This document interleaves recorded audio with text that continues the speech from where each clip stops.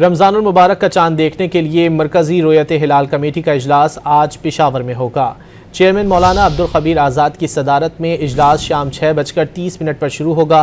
महकमा मौसमियात के मुताबिक पेशावर समेत खैबर पख्तूनख्वा में 24 घंटे के दौरान मौसम जुज़वी तौर पर अब्र आलूद रहेगा, जिसके बायस चांद नज़र आने के इम्कानात कम हैं। गुरूब आफ्ताब के वक्त चांद की उम्र तकरीबन 12 घंटे और 45 मिनट होगी।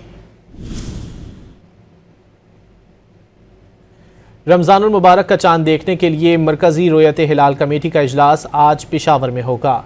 चेयरमैन मौलाना अब्दुल खबीर आज़ाद की सदारत में इजलास शाम 6:30 पर शुरू होगा। महकमा मौसमियात के मुताबिक पेशावर समेत खैबर पख्तूनख्वा में 24 घंटे के दौरान मौसम जुज़वी तौर पर अब्र आलूद रहेगा, जिसके बायस चांद नज़र आने के इम्कानात कम हैं। गुरूब आफ्ताब के वक्त चांद की उम्र तकरीबन 12 घंटे और 45 मिनट होगी।